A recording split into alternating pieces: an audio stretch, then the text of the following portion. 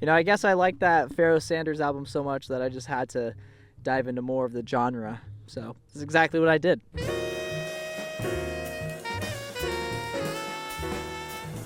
Alright folks, if you don't remember how this works, I don't blame you, it's been a while. Basically, you guys all comment what albums you think are perfect albums, 10 out of 10, and I find a couple of them, and I listen to them, and I review them, and I give you my opinions about them. I picked a bunch of jazz albums. It's a genre that I've been wanting to get into, but I haven't really listened to anything from the genre. I've listened to these albums so much now, guys. I'm gonna be honest with you, this is the most amount of times I've listened to an album for a video, and I'm actually really enjoying them, so I'm really excited to sit down and talk to you guys about these albums. First album on the list today, we got Headhunters by Herbie Hancock. This was suggested by a lot of people. We got CPS 8926, Eric Hernandez 549, and Burke E. Manden 9976. I could totally see why a lot of people were suggesting this album. Before this, I've only listened to Watermelon Man off of this album, and I'm gonna get fucking weeds and sticks in my drink. I gotta not play around like that. I've known Watermelon Man for a while. It's been one of my favorite songs I've discovered this year, but I've never really dove into the rest of the album, and I'm glad that I did, because this album is really good. It's probably the most funkiest out of the 6 albums I'm going to talk about today. There's a lot of groovy like bass lines on this thing. The drums are incredible. This is one of those albums that really just makes you like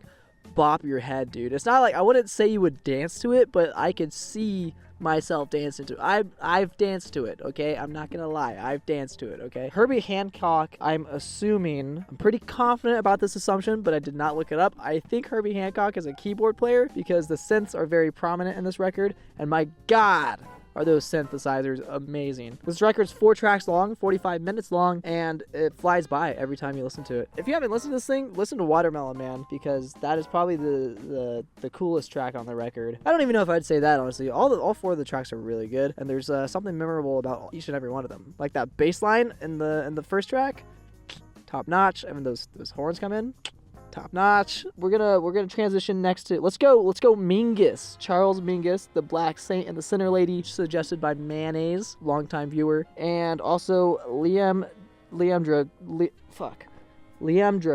Liam, it's not your fault. I just can't read. This is another one of my favorites off of the 6 that I listened to. This album has like a good little kind of like a swingy vibe to it. All of the songs are kind of titled in this way of like solo dancers, single solo dancers, duet and solo dancers. There's kind of like this like waltzy-esque to the tempo, I guess, of the track. There's also like a Spanish guitar that comes in one of the tracks, which is really cool. The flow of this album is really great, and honestly, you could kind of feel like this is kind of a one cohesive track. I don't know what like instrument it is, but it has that horn that goes like whap whap whap whap. This album feels like it would play in like a backroom poker scenario where it's kind of like a illegal underground poker room that you're playing in, and if you win too much money, they'll take you out back and beat the shit out of you. But yeah, super dope album. Honestly, I will go back to this a lot. I have this song stuck in my head right now, so we're gonna go to Kind of Blue by Miles Davis. This was suggested by Toilet Joseph 4167. Honestly, so many people were suggesting Davis, man. I feel like every single Miles Davis album got suggested except for Bitches Brew. I thought that was a popular album, but that album, maybe I'm wrong. I picked this one because I recognized the album cover. It was not a bad choice, okay? I really like this album. It kind of took a little bit of time to get into, but then after I got into it, I really enjoyed it. This is pretty much my go-to like work soundtrack now, because like it's just so nice to just throw on, get on the computer, and just like do whatever the hell I need to do. I listened to this album one time when it was raining. So it was like raining, and I was listening to this thing, and I was like, damn, dude, this is straight up vibes. My roommate said that it sounds like one of those, it sounds like a soundtrack to like some like noir movie, like a noir detective like working on like the case, you know, and it's like raining outside. He's like sipping coffee, and like you hear his narration, and he goes, the killer was in this spot at this very time, but then he got away or something. I don't know, dude. I haven't filmed a video in so long, I think I've lost it. I'm a little confused about this one, though, if someone can enlighten me, because I don't do research before filming videos. This album has, it's featuring a lot of people, right? So I don't know what Miles Davis does specifically. Maybe he's a piano player or composer or something. But, people like John Coltrane's on this record.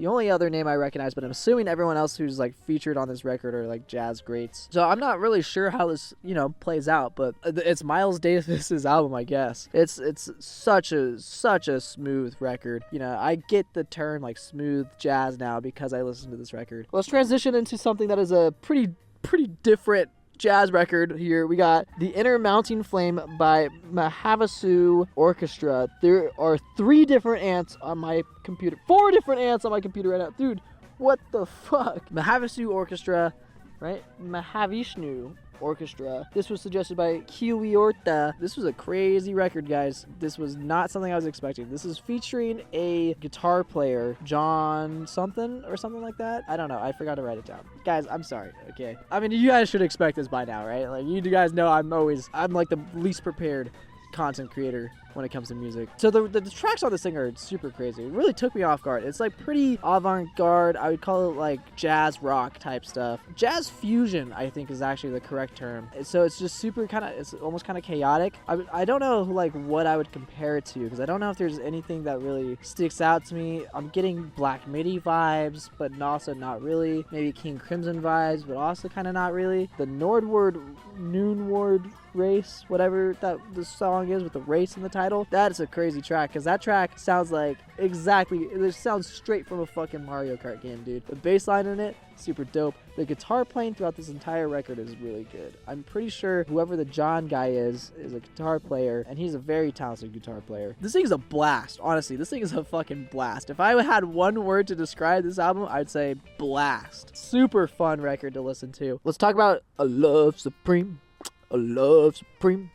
A Love Supreme by John Coltrane. This was suggested by Man-A's and also Toilet Joseph 4167, who they also had a suggestion in this. I really wanted to do jazz albums, okay, guys? That's why there's a few people that have multiple suggestions. I'm sorry, I just really wanted to do a jazz video. I think my expectations for this record were a little bit too high. I've heard a lot about this record. This is one of those jazz albums that, like, you know, you hear about, you know. It's one of those essential albums. So I think going into it like that, also it's a spiritual jazz album, and I think my expectation for spiritual jazz has been ruined because of Karma, because I don't think any jazz record is going to top Karma. So I think I went into A Love Supreme with a little too high expectation, and so the first time I listened to it, I just didn't really feel it. Second time, didn't really feel it. I don't know. I still don't fully feel it. It is good. I mean, I'm not gonna say it's bad. It's pretty solid. I listened to this thing last night actually, and I actually really enjoyed it. I was playing Hearthstone, and I was listening to this thing. I was like, yeah, there's a lot of great pianos on this. There's a lot of great. I think it's a saxophone. I think John Coltrane's a saxophone player. Also, like, you can't hate the fucking Love Supreme. Love Supreme. But I don't know. I did feel a little underwhelmed by it just because of, I think, all the expectation I had going into it. I don't know what I was fucking expecting, honestly. I guess I was expecting for my life to be changed, you know. That happened when I listened to Karma, you know. I guess I just expect every spiritual jazz album to change my life. I don't know how often I will go back to it, but I did enjoy my time with the record. Sorry if you guys are a little disappointed with that take. Maybe we gotta stop hyping up albums, because, like, remember my Blonde take? I mean, I'm part of the issue. I get it. Oh, speaking of being part of the issue of hyping up albums, we're gonna talk about fucking Promises by Pharoah Sanders, Floating Points, and the London Symphony Orchestra. Jesus Christ, this was suggested by Citrus Death. There's always that one album in every one of these videos where I go, you have to listen to this album. Guys, you have to listen to this album. Oh my god. This album was so good, guys. I kind of fucked up. I don't really think it's that big of a jazz album, but I mean, Pharoah Sanders is on it. This album, it needs your full attention, man. You cannot listen to this thing doing anything else. And you gotta listen to it from front to back, because this is essentially just one long song. Oh yeah, by the way, if you don't know, Floating Points is an electronic musician. This album came out really, really recently. I think this album is something special. I think this is one of those albums that we're gonna look back at in 20, 30 years and recognize it as like a classic album. So we got Pharoah Sanders here, who's like this classic jazz saxophonist, collaborating with Floating Points, who's this electronic musician who makes like IDM type stuff, and then We got the London Symphony Orchestra, who's performing these arrangements that Floating Points has orchestrated for them or composed for them. All three of these elements combine to create something super unique and super fucking special. There's this like kind of motif that's getting played throughout this entire album, while these same notes are getting played throughout the 45-minute length of this album. You got Pharoah Sanders, who comes in every other track or so to do some amazing saxophone work. Pharoah Sanders doing his thing, and then good old Floating Points here with some amazing synth arrangements, man. Sometimes the way these synths build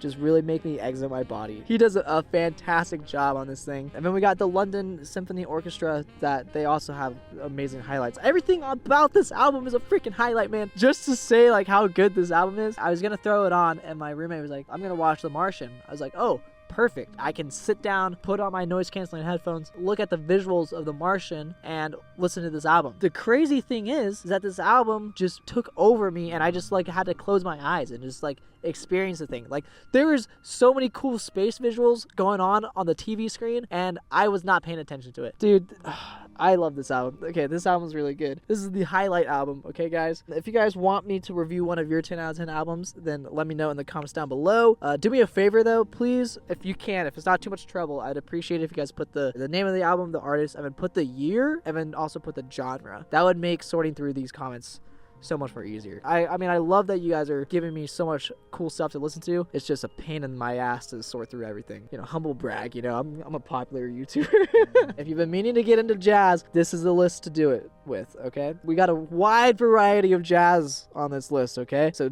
fucking do your homework, guys. Listen to this, listen to these albums, and let's discuss in the comments, okay? Yeah, that's it. Thank you.